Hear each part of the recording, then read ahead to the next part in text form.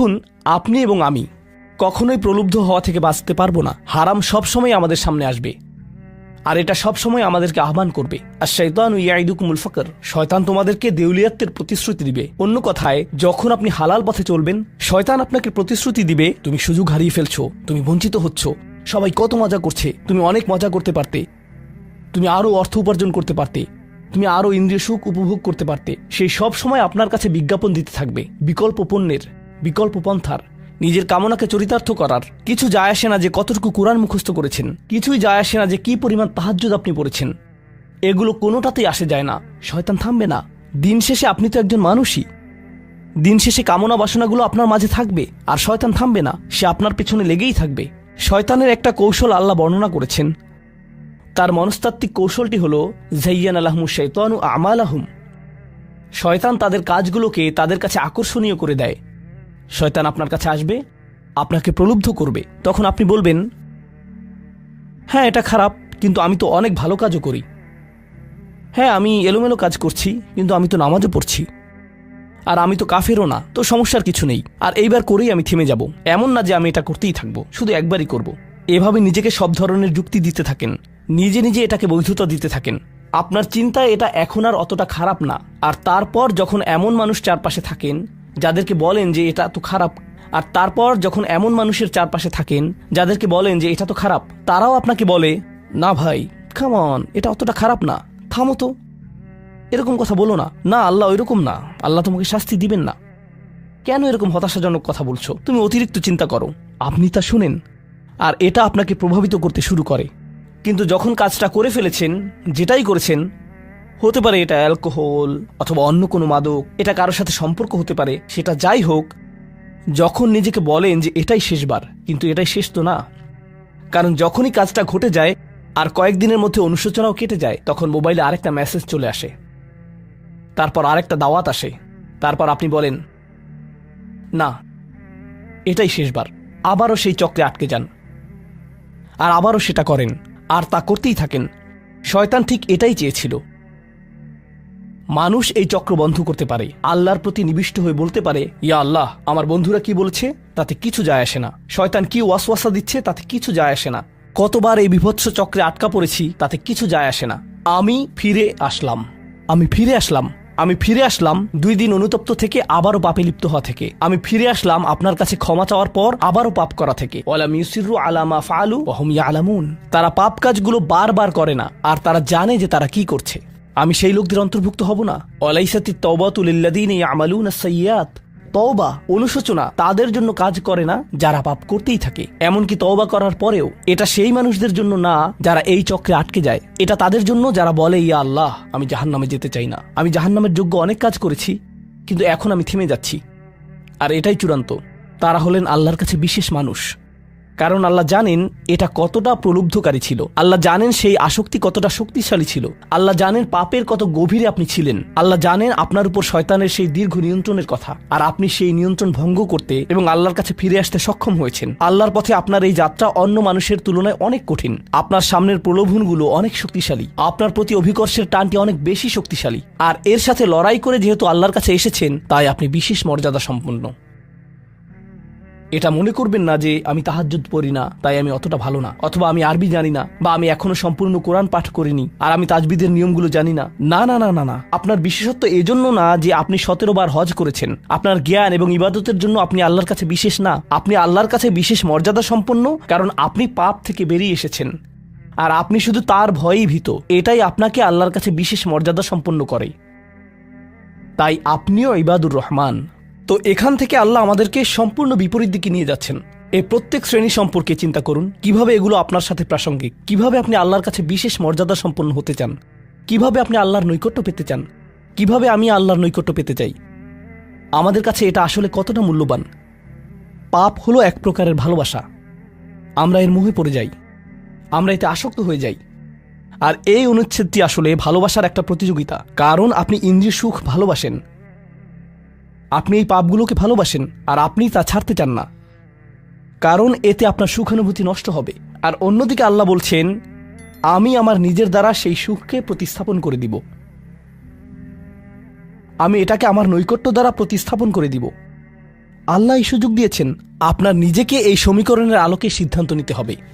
আপনি এই পরিস্থিতিতে পড়বেন, অন্য কেউ জানবে না, কেউ জানবে না যে আপনার মাথায় কি সংগ্রাম চলছে, কেউ জানবে না, শুধু আল্লাহ জানবেন। আর প্রসঙ্গক্রমে উদাহরণস্বরূপ আপনাদের কেউ কেউ যখন হারাম সম্পর্কে জড়ান, নিশ্চিত বলছি না, আপনাদেরকে অভিযুক্ত করছি না, কোনো মানুষ, আপনারা না, কোনো মানুষ যাদেরকে আপনারা চিনেন, তারা হয়তো অনৈতিক সম্পর্কে জড়িত, আর আপনি তা থেকে বের হতে চাচ্ছেন। তো আপনি এই আলোচনা শুনে তাকে মেসেজ দিলেন, আমি আর এটা করতে পারবো না। সে উত্তর দিল, তুমি কি আমাকে ভালোবাসো না? তুমি এখন আমাকে ঘৃণা করো? তুমি কি মনে করো যে আমি তোমার জাহান্নামে যাবার কারণ? আমি কি এতটাই খারাপ? এখন আপনি বলছেন, না তুমি অতটা খারাপ না, না আমি তোমাকে ভালোবাসি, তুমি মোটেই খারাপ না, তুমি অনেক ভালো। ঠিক আছে, যদি আমার সাথে সম্পর্ক সমাপ্ত করতে চাও, আজকে রাতে আমার সাথে দেখা করো, আর আমার মুখের সামনে এটা শেষ করো। না, এটা আমি করতে পারবো না। ঠিক আছে, তুমি আমাকে ঘৃণাই করো, আচ্ছা ঠিক আছে, আমি আসছি।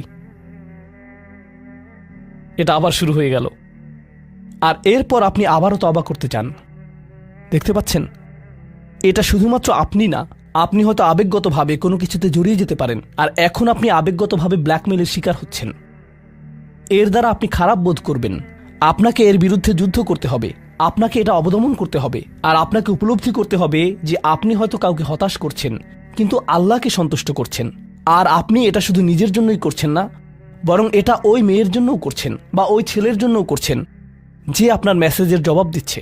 সে আল্লাহর সামনে দাঁড়াবে এটাও আপনি চান না। আপনি যদি তাকে আসলেই ভালোবাসেন, শুধুমাত্র যদি তাকে কামনা না করেন, বরং তাকে ভালোবাসেন, তাহলে আপনি তাকেও রক্ষা করতে চাইবেন। তো এখন আমরা খুবই অপ্রত্যাশিত স্থানে চলে যাচ্ছি। আল্লাহর কাছে আরও কে বিশেষ মর্যাদা সম্পন্ন? আল্লাযীনা ইযা আনফাকু লাম ইউসরিফু ওয়া লাম ইয়াকতুরু ওয়া কানা বাইনা যালিকা কওয়ামা।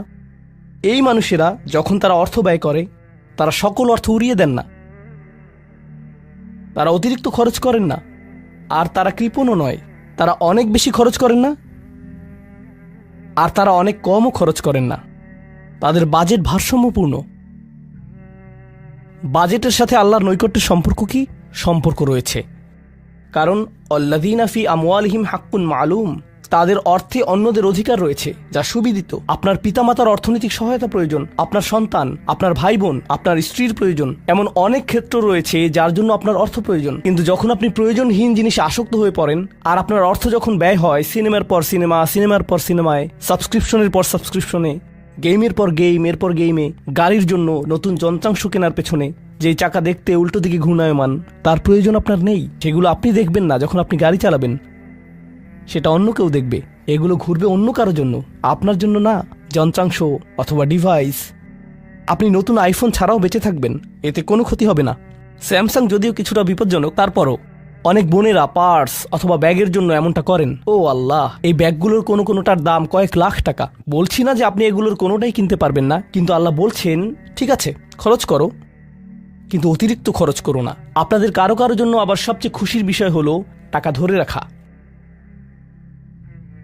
আপনি স্ত্রীকে সাথে নিয়ে সুপার শপে গিয়েছেন, তিনি এক প্যাকেট দুধ নিলেন। আমাদেরকে এত বেশি দুধ প্রয়োজন, ছোট প্যাকেট নিতে পারো না? ডিসকাউন্টের জন্য অপেক্ষা করতে পারো না? এটা দুধ, এটা ডিম, এগুলো নিয়ে কৃপণতা না করলে হয় না? এমন মানুষ রয়েছে যারা প্রাপ্য মানুষদের টাকা ধরে রাখে। আপনার সন্তানদের অর্থ প্রয়োজন, তাদের চলার জন্য কিছুটা পকেট খরচ প্রয়োজন, আপনার স্ত্রীর কিছুটা অর্থ প্রয়োজন। যদি তিনি গৃহ ব্যবস্থাপনার দায়িত্বে থাকেন আর তিনি নিজে উপার্জন না করেন, আর তিনি আপনার কাছে বলেন আমি কি 500 টাকা পেতে পারি? কিসের জন্য তোমার টাকা প্রয়োজন? আমাকে সম্পূর্ণ প্রতিবেদন প্রদান করবে, সকল রিসিট দেখাবে। দাঁড়ান, 1 মিনিট থামুন। এটা লাম ইয়াকতুরু, এটা আপনার জন্য চ্যালেঞ্জ হতে পারে। আপনি যদি আল্লাহর নৈকট্য লাভ করতে চান, আপনার পরিবারের খাবারের প্রসঙ্গ আসলে তাদেরকে জঞ্জালের মতো বিবেচনা করবেন না। আপনার জন্য সর্বোত্তম খরচের খাত হলো আপনার পরিবার। নিজের পরিবারের সাথে এরকম খারাপ আচরণ করবেন না, কিন্তু অতিরিক্ত খরচও করবেন না। অন্যরা এমন আছে যারা টাকা উড়ায়। আল্লাহ হয়তো আপনাকে কিছুটা অর্থ দিয়েছেন, আর আপনি আপনার 16 বছরের সন্তানকে BMW কিনে দিলেন যাতে সে রাস্তার পাশে লাগিয়ে দিয়ে অ্যাক্সিডেন্ট করতে পারে, আর তারপর তাকে আরেকটা কিনে দিলেন। না না না, আপনি এমনটাও করতে পারবেন না। লাম ইউসরিফু ওয়া লাম ইয়াকতুরু ওয়া কানা বাইনা যালিকা কওয়ামা। তারা একটি ন্যায্য ভারসাম্যপূর্ণ পন্থা অবলম্বন করে এই দুই অবস্থার মাঝে অবস্থানের জন্য।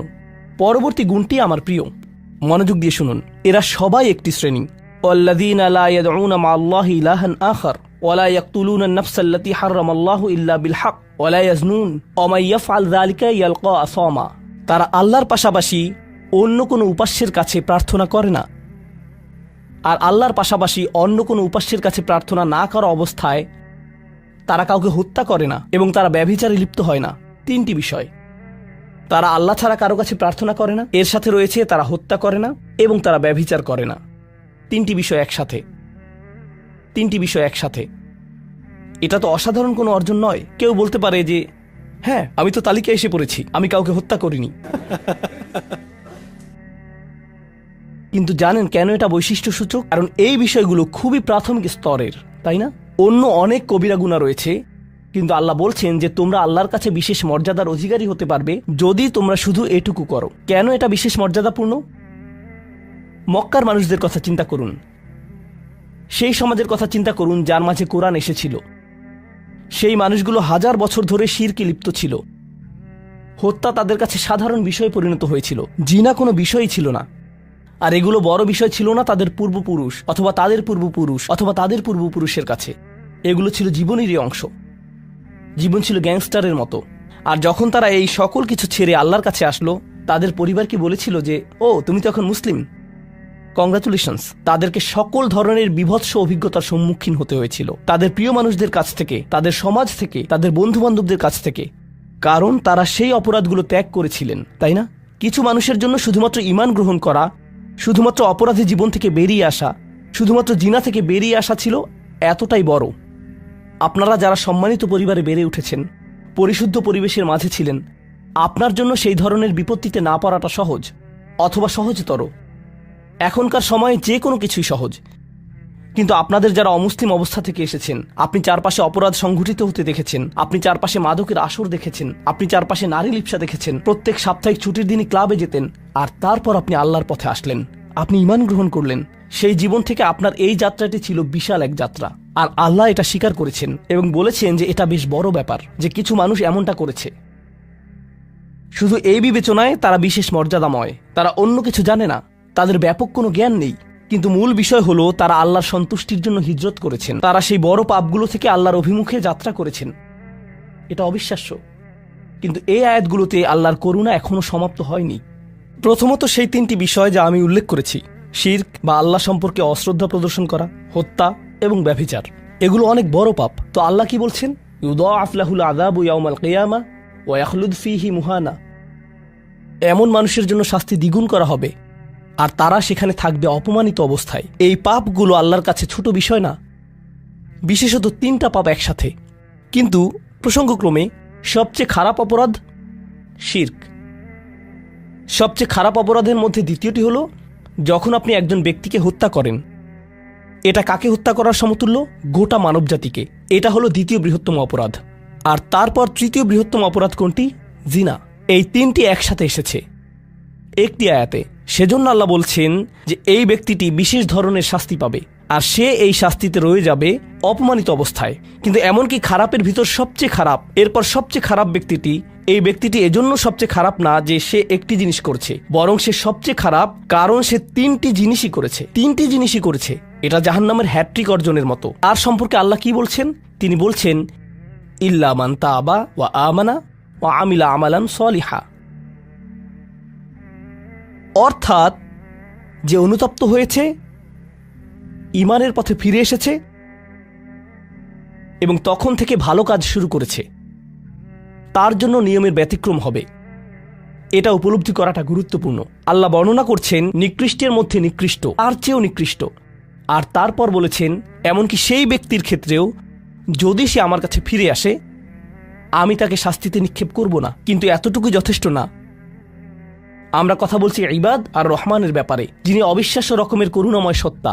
তো তিনি তাদেরকে শুধুমাত্র জাহান্নাম থেকে রক্ষা করেই ক্ষান্ত হবেন না, তিনি আরও কি করবেন? ফাউলাইকা ইউবাদদিলুল্লাহু সাইয়্যাতিহিম হাসানাত। সেই মানুষগুলোর মহাপাপগুলোকে প্রতিস্থাপিত করবেন। আর আমি আপনাদেরকে মনে করিয়ে দিচ্ছি সেই পাপগুলো কি? শিরক। ইন্নাশ শিরকা লাযুলমুন আযীম। হত্যা, কাআন্নামা কাতালান নাসা জামিআ, সে যেন গোটা মানবজাতিকে হত্যা করলো। এবং জিনা, ব্যভিচার, সবচেয়ে সবচেয়ে বড় পাপ এগুলো। আল্লাহ বলছেন যে পাহাড় সমান তাদের এই সমগ্র পাপ কাজগুলোকে আমি প্রতিস্থাপন করে দিব ভালো কাজ দিয়ে।